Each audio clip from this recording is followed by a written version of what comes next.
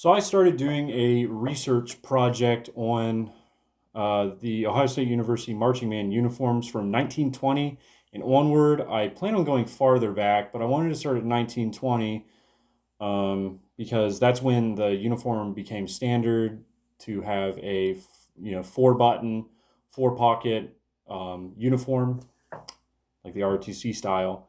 And from there, ended up like researching so much that I started finding things online that were uniform parts and all that from the 1930s. And somehow I accidentally acquired for really cheap a full uniform from the 1930s from Lily Ames Company, which was the ones that made the uniforms in the 1930s. I thought for this funny, like, wearing of it to show you it, I would bring out the clarinet because in the 1930s, just before Weigel became the director, he and disbanded the woodwinds. We still had woodwinds, so I brought out the clarinet for it.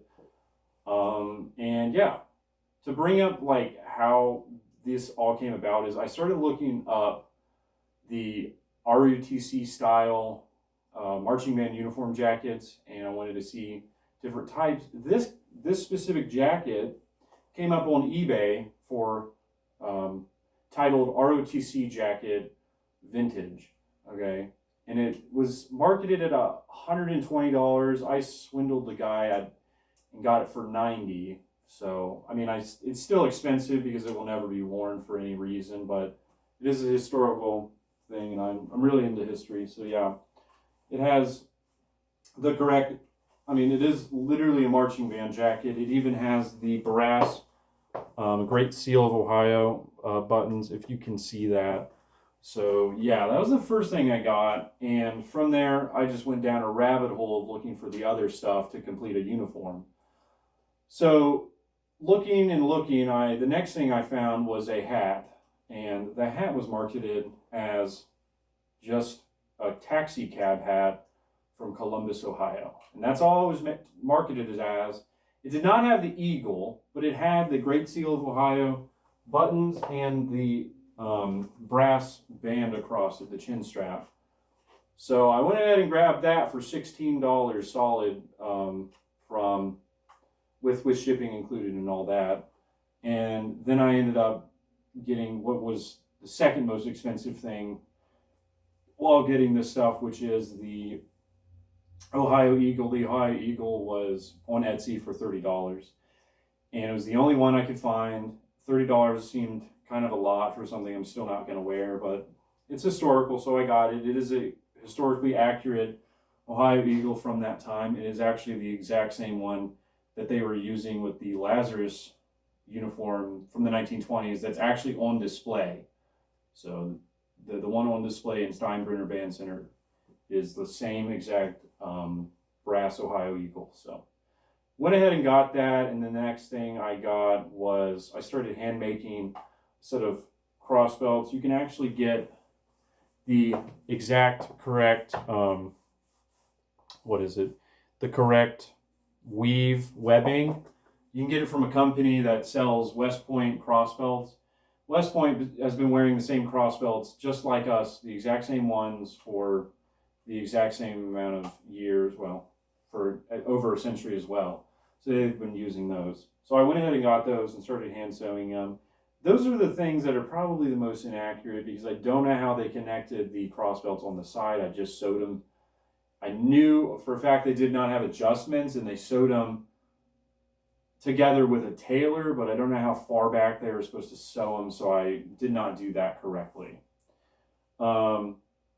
An alumni ended up gifting me a breastplate from when he was in the 1960s. He had a breastplate, and he gave me that. So the breastplate is from the 1960s, not the 1930s.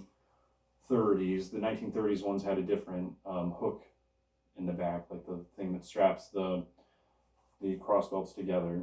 If you notice, the breastplate is also facing the other direction, not ready to, cup your hand and cover it. That's because they didn't do that back then. The standard was to put it down the right side. So ended up doing that.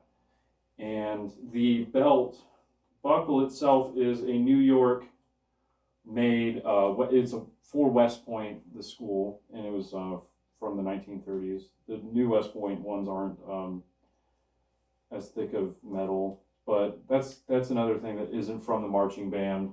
Another thing that's not from the marching band are the pants. The pants are U.S. Navy 1940s petty officer pants, and they used to be bell bottomed out. They were really wide at the bottom, just like Navy pants are. So I had to take that in. You can actually tell, like, look how much I had to take in the pant. So I took that in. They're basically the same, and honestly, I find this to be pretty accurate for the time, because in the 1930s, 40s, and 50s, I think up to the 40s, band uniforms were bought by the band member from a tailor down in Lily Ames. Lily Ames, it was in Columbus, is Lily Ames Company or Lazarus, and a few other tailors that made them too. But yeah, they probably, to cheapen out, would actually buy the pants separate, because makers were not every uniform was completely uniform and specific. So to save some money, I could actually see one of the band members buying some U.S. Navy pants to save some money. So yeah, I ended up doing that. The shoes are just leather dress shoes. They would have shoe shined them and stuff. But yeah, leather soled dress shoes. And yeah, the cape is the last thing. The cape was just gifted to me from an alumni that was helping me with research for the project. They said, well, if you already have a Lily Ames jacket and a Lily Ames hat, you might as well have a Lily Ames cape. So they ended up giving me that. I'm a big proponent of the cape. I think the cape's pretty cool.